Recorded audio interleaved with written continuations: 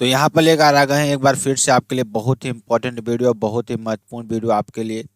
और आप लोग जैसा कि आपको पता है कि आपके 24 फरवरी से आपका एग्जाम शुरू है, तो आपके लिए यह वीडियो बहुत ही इंपॉर्टेंट होने वाली है, बहुत ही महत्वपूर्ण होने वाली है। ठीक है, यहाँ पर हम लोग पढ़ने वाले हैं 347 GF को। ठीक है, और फिजिक्स का मॉडल पेपर, रसायन विज्ञान का मॉडल पेपर है ये आपका। ठीक है, और इसमें आपको पूर्णांक 70 नंबर दिया जाएगा और समय 3 घंटे 15 मिनट आपको दिया जाएगा। और इसमें सभी प्रश्न करना आपके लिए अनिवार्य होगा। प्रत्येक प्रश्न के निर्धारित अंक उसके समक्ष दिए गए हैं और गणनात्मक प्रश्नों में गणना के समस्त पद आपको देना है। ठीक है, और प्रश्नों के प्रासंगिक उत्तर भी आपको लिखना है, जहां आवश्यक हो रासायनिक समीकरण भी आपको देना है। ठीक, चलिए, तो आप सभी को क्या करना है, देखिए इसकी जो पीडीएफ है ना, पीडीएफ आपको कहाँ मिलेगी, महाभारत बैच में मिलेगी। कहाँ मिलेगी, महाभारत बैच में मिलेगी इसकी पीडीएफ। तो वहां पर जाकर आप इसकी पीडीएफ को डाउनलोड कर लीजिएगा। ठीक है, चलिए, देखिए प्रश्न क्या है। इस प्रश्न के प्रत्येक खंड में 4 विकल्प दिए गए हैं। सही विकल्प चुनकर आपको अपनी उत्तर पुस्तिका में आपको लिखना है, ध्यान दीजिएगा। और बहुत ही इंपॉर्टेंट और बहुत ही महत्वपूर्ण आपके लिए प्रैक्टिस सेट होगा। इस प्रैक्टिस सेट से आपसे प्रश्न जरूर मिलेंगे और यहाँ लॉन्ग वाले क्वेश्चन आप जरूर पढ़ लीजिए, क्योंकि उन्हीं हिसाब से सारे प्रश्न बनते हैं। ठीक है, चलिए स्टार्ट करते हैं और आपको एकदम अच्छी तरीके से बताने का प्रयास करते हैं। ध्यान दीजिएगा, वर्ग 15 के तत्वों की हाइड्रोजन के प्रति क्रियाशीलता का क्रम क्या होगा। वर्ग 15 के तत्वों की हाइड्रोजन के प्रति क्रियाशीलता का क्रम क्या होगा। Bi is greater than As is greater than Sb is greater than N is greater than P आपका हो जाएगा। ठीक है, अगला क्वेश्चन देखेंगे, फ्लोरीन की ऑक्सीकरण संख्या क्या है, आपको ये बताना है। तो फ्लोरीन की ऑक्सीकरण संख्या क्या होती है, -1 होती है, जो कि आपके लिए बेहद इंपॉर्टेंट है। ठीक है, निम्न में से कौन सा अनुचुंबकीय आयन नहीं है, आपको ये बताना है। Zn की पावर 2+ आपका हो जाएगा। CuCN का होल 4 की पावर 3- में Cu की ऑक्सीकरण संख्या क्या होगी, तो +1 आपकी हो जाएगी। क्या हो जाएगी, +1 आपकी हो जाएगी। ठीक है ना। फिनाल को नाइट्रिक अम्ल के साथ गर्म करने पर क्या प्राप्त होता है, तो पिक्रिक अम्ल आपका मिलता है। क्या मिलता है, पिक्रिक अम्ल आपका मिलता है। ठीक है, तो क्या मिलता है, पिक्रिक अम्ल आपका मिलता है। निम्नलिखित में से कौन सा सबसे प्रबल अम्ल है, आपको ये बताना है। तो कौन सबसे ज्यादा प्रबल अम्ल है, आपका Cl3COOH आपका हो जाएगा, जो कि सबसे ज्यादा प्रबल अम्ल आपका हो जाएगा। ठीक है, नाइट्रस अम्ल ऑक्सीकारक एवं अपचयक दोनों के रूप में कार्य करता है। प्रत्येक को एक एक उदाहरण देकर आपको समझाना है। नाइट्रस अम्ल अपघटित होकर नवजात ऑक्सीजन देता है, यानी 2HNO2 क्रिया करके 2NO प्लस नवजात ऑक्सीजन और H2O आपका देता है। ठीक है, चलिए, नवजात ऑक्सीजन विभिन्न पदार्थों को ऑक्सीकृत कर देती है, जिसके विपरीत यह प्रबल ऑक्सीकारकों के प्रति अपचायक का कार्य करती है, क्योंकि यह उसमें नवजात ऑक्सीजन ग्रहण करके स्वयं नाइट्रिक अम्ल में बदल जाती है। तो यहाँ पे HNO2 प्लस नवजात ऑक्सीजन और HNO3 आपका हो जाएगा। ठीक है, ऑक्सीकारक गुण नाइट्रस अम्ल सल्फर डाइऑक्साइड को सल्फ्यूरिक अम्ल में ऑक्सीकृत कर देता है, यानी कि SO2 प्लस HNO2 और क्रिया करके क्या बनाएगा, H2SO4 प्लस 2NO आपका बना देगा। ठीक है, आगे चलेंगे। अपचायक गुण नाइट्रस अम्ल H2O2 को H2O में अपचयित कर देता है। ठीक है, और H2O2 प्लस HNO2 क्रिया करके क्या बनाएगा, HNO3 प्लस H2O आपका बन जाएगा। निम्नलिखित समीकरणों को पूर्ण करना है आपको। जैसे NaOH प्लस Br2 ठंडे में जब इसको गर्म करेंगे तो क्या बनेगा, XeF6 प्लस H2O को जब गर्म करेंगे तो क्या बनेगा, ध्यान दीजिएगा, ध्यान दीजिएगा। 2NaOH प्लस Br2 को ठंडे में जब हम अभिक्रिया कराते हैं तो क्या बनता है आपका NaBr plus 2NaBr NaOBr plus H2O आपका बनेगा, जिसे आप सोडियम ब्रोमाइड कहते हैं। और ये क्या होता है आपका सोडियम हाइपोब्रोमाइड आपका हो जाएगा। ठीक है, चलिए, XeF6 प्लस 3H2O जब क्रिया करेगा तो XeO3 जिनान ऑक्साइड प्लस 6HF आपका बन जाएगा। ठीक है, संक्रमण तत्व क्या है, आपको ये बताना है। तो वे तत्व जिनमें अंतिम इलेक्ट्रॉन बाह्य कोश में पहले वाली कोश यानी N-1 के डी कक्षक में प्रवेश करता है, डी ब्लॉक के तत्व कहलाते हैं। इन तत्वों के गुण यस तथा पी ब्लॉक तत्वों के गुणों से मिलते जुलते हैं होते हैं, इसलिए इन्हें संक्रमण तत्व कहते हैं। ठीक है, और CuNH3 का होल 4SO4 में Cu की ऑक्सीकरण संख्या ज्ञात कीजिए। Cu की ऑक्सीकरण संख्या क्या होती है, x होती है, और NH3 की ऑक्सीकरण संख्या 0 होती है। और SO4 की आक्सीकरण संख्या -2 आपका होता है। तो यहाँ पर क्या हो जाएगा, +2 आपका हो जाएगा। निम्नलिखित यौगिकों के सूत्र लिखिए। तो triammine trichlorochromium third, potassium hexacyano iron third की बात करेंगे तो यहाँ पर ध्यान दीजिएगा क्या हो जाएगा इसका नाम, CrNH3 का होल थ्राइस Cl3 आपका हो जाएगा। K3FeCN का होल 6 आपका ये हो जाएगा। ठीक है। फिनाल का लीबरमान अभिक्रिया द्वारा परीक्षण आपको लिखना है। तो ध्यान दीजिए, फिनाल की अभिक्रिया NaNO2 और सांद्र H2SO4 से कराने पर गहरा हरा नीला रंग प्राप्त होता है, जो तनु करने पर लाल हो जाता है। इस विलयन को क्षारीय करने NaOH मिलाने पर पुनः विलयन हरा अथवा नीला हो जाता है। ठीक है। तो यहाँ पर क्या हो जाएगा, 2NaNO2 प्लस H2SO4 जब क्रिया करेगा तो Na2SO4 प्लस 2HNO2 आपका बन जाएगा। ठीक है। यहाँ पे क्या हो जाएगा, OH और H आपका हो जाएगा। ठीक है ना, और HNO आपका नाइट्रस अम्ल हो जाएगा HO। ठीक है, इससे आप कहते हैं। फार्मेलिन क्या है, इसका उपयोग लिखिए। तो फार्मेल्डिहाइड की एक 40% जलीय विलयन को फार्मेलिन कहते हैं। इसका उपयोग शल्य चिकित्सा के उपकरणों का निर्जलीकरण करने के लिए, जैव नमूनों के परीक्षण के लिए किया जाता है। ठीक है, आपका ये हो जाएगा। निम्न यौगिकों का IUPAC नाम आपको लिखना है। तो ध्यान दीजिएगा, यहाँ पे NH2 और डबल बॉन्ड O आपका हो जाएगा। तो 3 अमीनो, ठीक है, 3 अमीनो 2 मेथिल ब्यूटेनल आपका हो जाएगा। 2 मेथिल ब्यूटेनल आपका हो जाएगा। देखिए 1 यहाँ पे इस तरीके से यहाँ पे गिना गया है, इस तरीके से ध्यान दीजिएगा। तो यहाँ पर आपका हो जाएगा 1 2 3 4 5 6। ठीक है ना, या आप इस तरीके से यहाँ पे इसको आप देख सकते हैं। मैं आपको थोड़ा बताने का प्रयास करूंगा। इस तरीके से यहाँ पर ये गिना गया है। 4 ब्यूटेनल है ना, तो ब्यूटेनल है तो 1 2 3 4 इस तरीके से ये गिना गया है। ठीक है। अमोनिया बनाने की प्रयोगशाला विधि की रासायनिक समीकरण लिखिए। तो अमोनिया गैस बनाने की प्रयोगशाला विधि, प्रयोगशाला में अमोनिया गैस अमोनिया क्लोराइड को बुझे हुए चूने के साथ गर्म करके बनाई जाती है। Na2NH4Cl प्लस CaOH का होल ट्वाइस। जब इसको हम गर्म करेंगे तो क्या बनेगा, CaCl2 plus 2NH3 plus 2H2 आपका हो जाएगा। ठीक है। डी ब्लॉक के तत्व अनुचुंबकीय लक्षण और परिवर्तित संयोजकता क्यों प्रदर्शित करते हैं, स्पष्ट कीजिए। ठीक है। तो वे पदार्थ जो चुंबकीय क्षेत्र की ओर आकर्षित होते हैं अनुचुंबकीय कहलाते हैं। वे पदार्थ जो चुंबकीय क्षेत्र की ओर आकर्षित होते हैं अनुचुंबकीय कहलाते हैं। वे सभी परमाणु अथवा आयन जिनके पास कम से कम एक अयुग्मित इलेक्ट्रॉन होता है वे अनुचुंबकीय होते हैं। अयुग्मित इलेक्ट्रॉनों की संख्या जितनी अधिक होगी चुंबकीय आघूर्ण का मान भी उतना ही अधिक होता है, तथा परमाणु अथवा आयन में चुंबकीय लक्षण भी उतने ही अधिक होते हैं। तो Fe⁻² plus Fe⁻³ plus CO2 plus Ni2 plus Cu2 plus आदि के पास अयुग्मित इलेक्ट्रॉन होते हैं। ठीक है। N-1 इंटू डी तथा NS उपकोषों की ऊर्जा तुल्य होने के कारण संक्रमण तत्वों के N-1 डी तथा NS इलेक्ट्रॉन यौगिक निर्माण में भाग लेते हैं, तथा इस कारण संक्रमण तत्व क्या करते हैं, परिवर्तनीय संयोजकता प्रदर्शित करते हैं। तो ये क्या हो जाएगा, 21 स्कैंडियम Ar3D1 4s2, ये आपका हो जाएगा Sc double plus Sc plus Ar D1 4s1 S⁻³ plus यानी कि D 3D0 और 4s0 आपका हो जाएगा। 22 Ti तो 3D2 और 4s2 आपका हो जाएगा।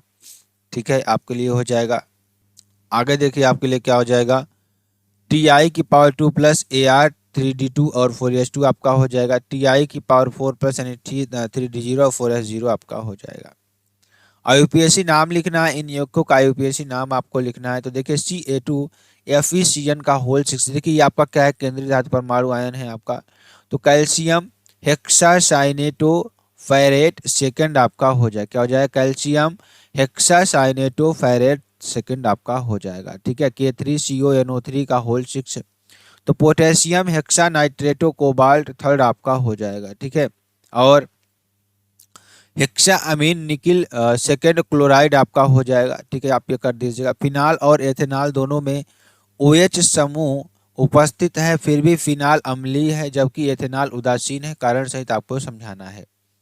एथेनॉल और फिनाल का आयनन निम्नलिखित समीकरणों के अनुसार होता है। तो CH3CH2, यहाँ पे आपका 2 अयुग्मित इलेक्ट्रॉन होंगे H, और यहाँ पर अभिक्रियाएं जब होंगी आपकी तो क्या हो जाएगा CH3CH2 आपका क्या हो जाएगा एथॉक्साइड आयन H+ आपका हो जाएगा। ठीक है, तो क्या हो जाएगा यहाँ पर H और यहाँ पर आपका क्या बनेगा फिनॉक्साइड आयन और प्लस प्रोटॉन आपका एक बन जाएगा। ठीक है, एथॉक्साइड आयन में ऋणावेश ऑक्सीजन परमाणु पर स्थित है जो अनुनाद प्रदर्शित नहीं करता है और इसलिए एथेनॉल उदासीन होता है, जबकि फिनाल के आयन से प्राप्त फिनॉक्साइड आयन अनुनाद के कारण अस्थायी हो जाता है, जिसके कारण फिनाल अम्लीय प्रकृति का होता है।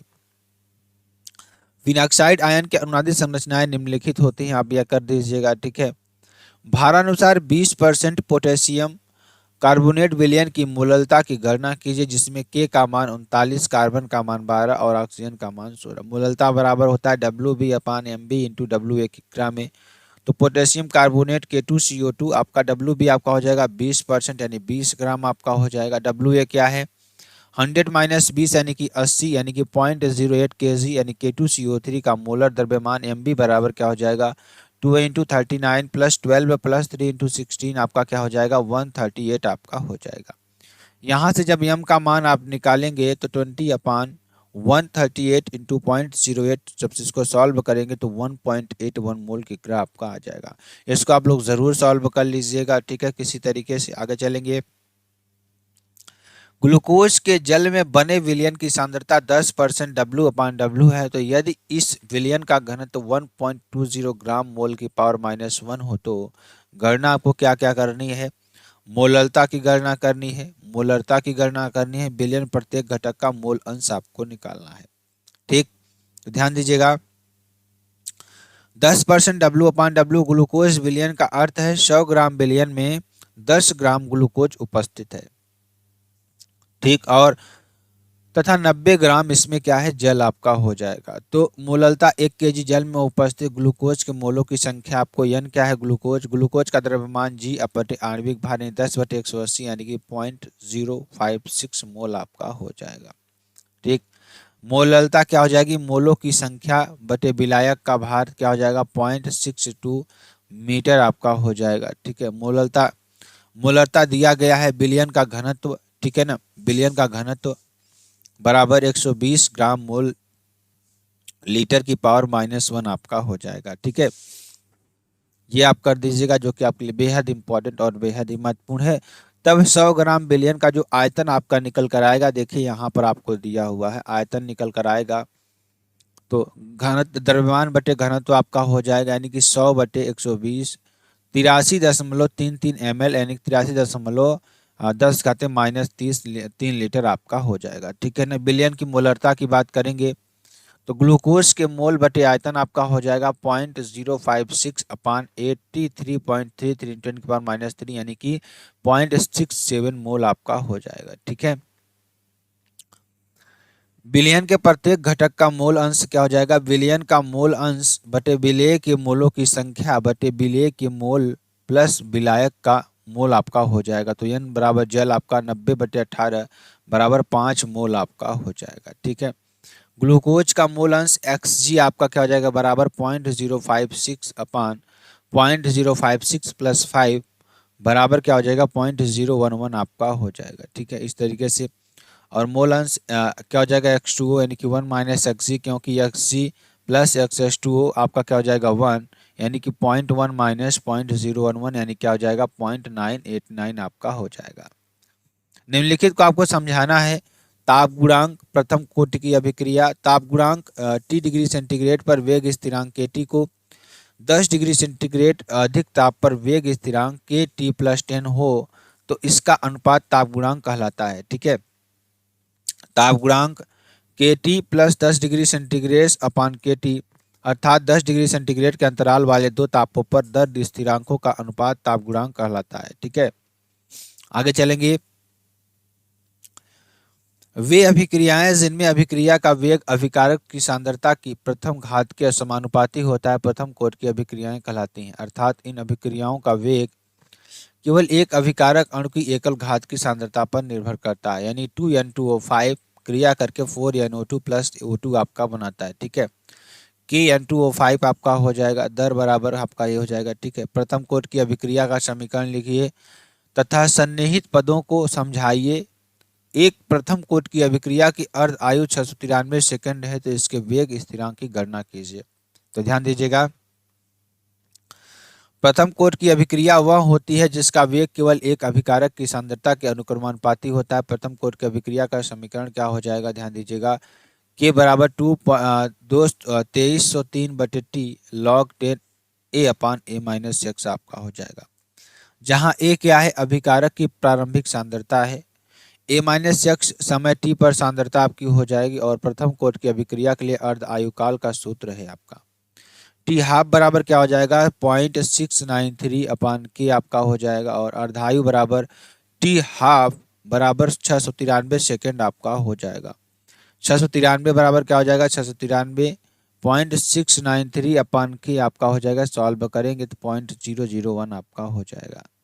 वेग स्थिरांक के बराबर 0.001 सेकेंड की पावर -1 यानी 10 × 10 की पावर -3 सेकेंड की पावर -1 आपका हो जाएगा। ठीक है, अगला क्वेश्चन देखेंगे, डीकन विधि द्वारा क्लोरीन के निर्माण का सचित्र वर्णन कीजिए। अमोनिया के साथ क्लोरीन की अभिक्रिया का रासायनिक समीकरण भी आपको लिखना है, अथवा डीकन विधि द्वारा क्लोरीन के निर्माण का सचित्र वर्णन कीजिए तथा अभिक्रिया देते हुए उत्प्रेरक भी समझाइए। गर्म तथा सांद्र कास्टिक सोडा विलयन से इसकी अभिक्रिया होती है। अथवा डीकन विधि द्वारा क्लोरीन के निर्माण का सचित्र वर्णन कीजिए, यह निम्नलिखित के साथ किस प्रकार क्रिया करती है। सोडियम आर्सेनाइड विलयन के साथ, गर्म चूने के पानी के साथ आपका, अथवा क्लोरीन बनाने की 2 विधियों के 3 रासायनिक गुणों का रासायनिक समीकरण आपको देना है। ठीक है ना, तो क्या हो जाएगा, डीकन विधि द्वारा क्लोरीन के निर्माण की विधि, यह विधि क्लोरीन के औद्योगिक निर्माण की प्रमुख विधि है। इस विधि में HCl का ऑक्सीकरण क्यूप्रस क्लोराइड की उपस्थिति में वायु की ऑक्सीजन द्वारा निम्नवत किया जाता है, यानी 4HCl + O2 क्रिया करेगा CuCl2 की उपस्थिति में 450 डिग्री सेंटीग्रेड पर, तो क्या बनेगा 2Cl2 आपकी गैस बन जाएगी और प्लस H2O आपका हो जाएगा। यही आपकी क्या है चित्र है, चित्र को आप जरूर बना लीजिएगा। इसमें देखिए क्या चीजें दी है मैं आपको बताता हूँ। इसमें क्या करेंगे ध्यान दीजिएगा, ये CuCl2 आपका क्या हो जाएगा उत्प्रेरक हो जाएगा, और इसमें क्या हो जाती है गर्म गैसों को हम प्रवाहित करते हैं HCl, और यहाँ पे क्या हो जाएगा जब प्रवाहित करेंगे ये आपका उत्प्रेरक कक्ष हो जाएगा। ठीक है, इसमें जब प्रवाहित करेंगे ध्यान दीजिएगा, यहाँ से वायु का मिश्रण और 4.1 के अनुपात में लेकर उत्प्रेरक कक्ष में प्रवाहित किया जाता है। यहाँ क्लोरीन बनती है, परंतु इसमें HCl, N2O2 तथा जलवाष्प मिले होते हैं। इस मिश्रण को स्क्रबर में प्रवाहित करके HCl हटा देते हैं। दूसरे कक्ष में प्रवाहित करने पर सांद्र H2SO4 द्वारा जलवाष्प पृथक कर देते हैं। इस प्रकार N2O2 मिश्रित क्लोरीन प्राप्त होती है। ठीक है, और उत्प्रेरक की क्रिया निम्नवत समझाई जा सकती है। ध्यान दीजिएगा, 2CuCl2 + O2 क्यूप्रस क्लोराइड है, ऑक्सीजन की उपस्थिति में क्रिया करेगा तो क्या बनाएगा 2CuOCl2 आपका क्यूप्रस ऑक्सीक्लोराइड बनेगा। आप पुनः क्या करेंगे इसको HCl के साथ प्रवाहित करेंगे CuOCl2, तो क्या बनेगा 2CuCl2 + H2O आपका बन जाएगा, क्यूप्रिक क्लोराइड आपका बनेगा। पुनः इसको हम क्या करेंगे CuCl2 प्लस क्या क्रिया कराएंगे तो CuCl2 Cu2Cl2 + Cl2 आपका बाहर निकल जाएगा वायु में। ठीक है ना, क्लोरीन गैस बनाने की प्रयोगशाला विधि, मैग्नीज डाइऑक्साइड को सांद्र HCl के साथ गर्म करने पर Cl2 प्राप्त होती है। तो MnO2 + 2HCl क्रिया करेगा तो क्या बनाएगा MnCl2 + H2O आपका बनाएगा, प्लस ऑक्सीजन आपका बनाएगा। ठीक है, 2HCl प्लस ऑक्सीजन से क्रिया करेगा तो क्या बनाएगा H2O + Cl2 आपका बनाएगा। MnO2 + 4HCl क्रिया करेगा तो क्या बनाएगा MnCl2 + 2H2O + Cl2 आपका बन जाएगा।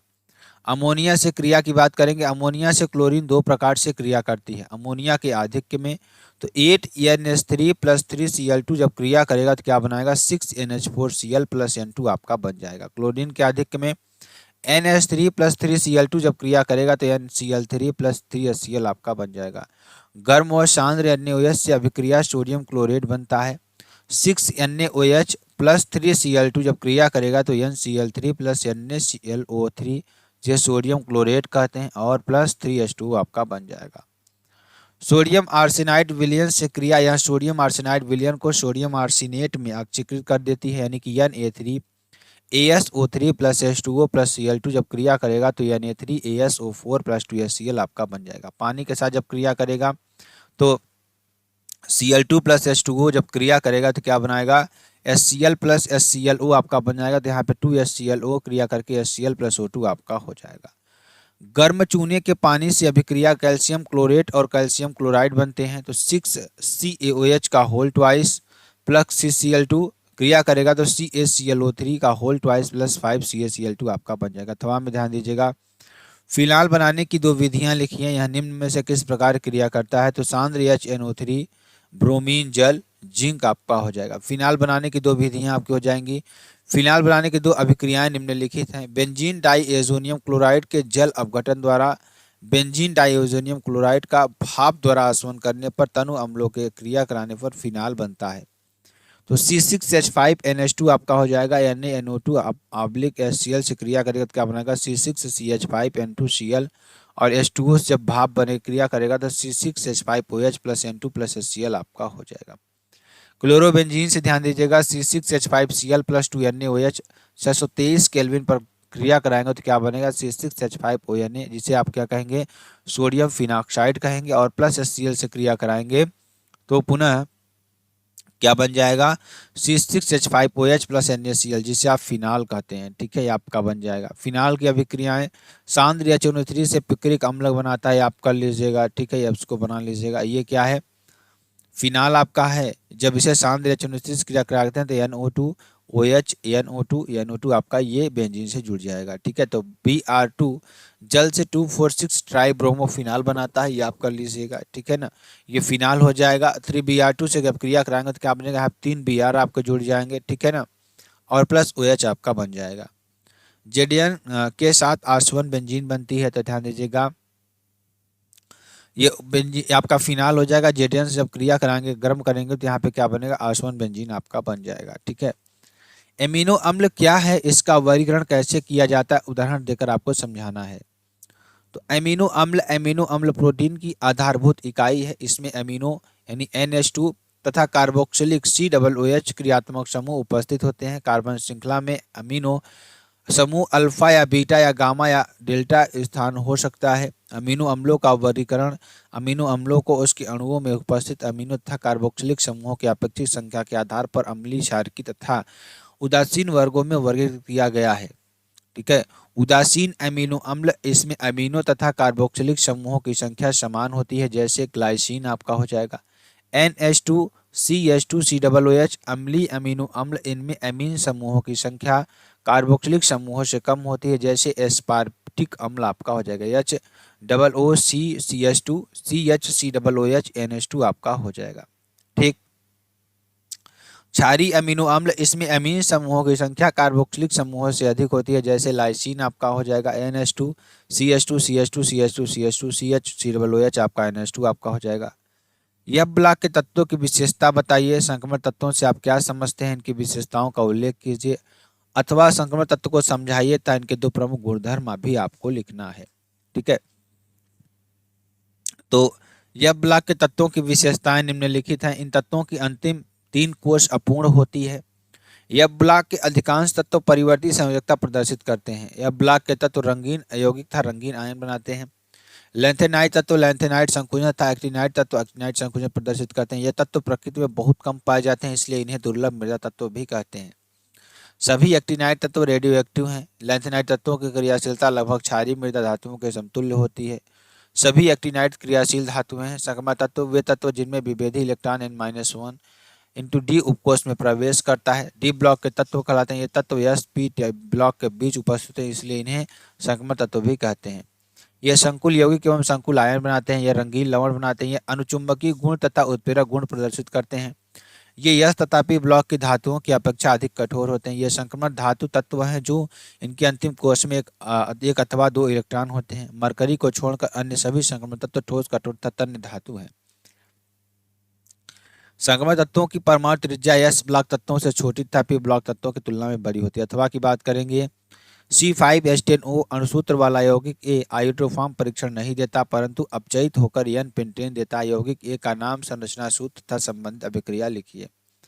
यौगिक ए एक कीटोन है जो आयोडोफॉर्म परीक्षण नहीं देता था। यौगिक ए पेंटेन 3 ओन है जिसका संरचना सूत्र है। ठीक है, आप ये कर दीजिएगा। ठीक है, ये आप कर दीजिएगा। और अपचयित होकर n पेंटेन देता है, ये भी सूत्र आप लिख लीजिएगा अच्छी तरीके से। संक्रमण तत्वों एवं लैंथेनाइड के गुणों में समानता एवं भिन्नता को स्पष्ट कीजिए। तो संक्रमण तत्वों तथा लैंथेनाइड तत्वों के गुणों में समानता ध्यान दीजिएगा। सभी संक्रमण तत्व तथा लैंथेनाइड धातु होते हैं। इनके गलनांक व क्वथनांक सामान्यतः उच्च होते हैं। इनके अधिकांश यौगिक व आयन रंगीन होते हैं। इनके अधिकांश आयन अनुचुंबकीय होते हैं। संक्रमण तथा लैंथेनाइड तत्व दोनों ही संकुल बनाते हैं। संक्रमण तत्वों के समान लैंथेनाइड भी मिश्र धातुओं का निर्माण करते हैं। ठीक है, आगे ये अंतर इसमें आप लिख लीजिएगा। इसमें इलेक्ट्रॉनिक विन्यास देखिए क्या होगा, n-1 D-1 से 10 तक NH2 आपका होता है। इसमें 4F से लेकर 4F 1 से लेकर 14 तक, 5D 0 से 1 तक और 6S2 आपका होता है। श्रेणी में पहले घटती है तथा फिर स्थिर हो जाती है एवं अंत में पुनः बढ़ती है। तो La से Lu तक क्रमशः घटती है। n-1 D कक्षक अपूर्ण होता है और n-2 F कक्षक n-1 into D कक्षक दोनों अपूर्ण होते हैं आपके। परिवर्ती ऑक्सीकरण अवस्था दर्शाते हैं। +3 ऑक्सीकरण अवस्था सामान्य ऑक्सीकरण अवस्था है। ये सामान्यतः उत्प्रेरक के रूप में प्रयुक्त किए जाते हैं। ये उत्प्रेरक कार्य नहीं करते हैं। ये कम क्रियाशील होते हैं। ये संक्रमण तत्वों की अपेक्षा अधिक क्रियाशील होते हैं। ये अनुचुंबकीय, प्रतिचुंबकीय तथा लौह चुंबकीय हो सकते हैं। ये केवल अनुचुंबकीय या प्रतिचुंबकीय होते हैं। अत्यधिक होती है, इनकी संकुल निर्माण जो होती है अधिक होती है और इनमें आवेश घनत्व क्या होता है, अपेक्षाकृत कम होता है। तो ये आपका फुल मॉडल पेपर सोल्यूशन था। अगर आपको वीडियो पसंद आती है आप चैनल को लाइक शेयर कमेंट सब जरूर कर सकते हैं। फिर मिलते हैं नेक्स्ट वीडियो में नए टॉपिक के साथ। तब तक के लिए साथियों जय हिंद जय भारत।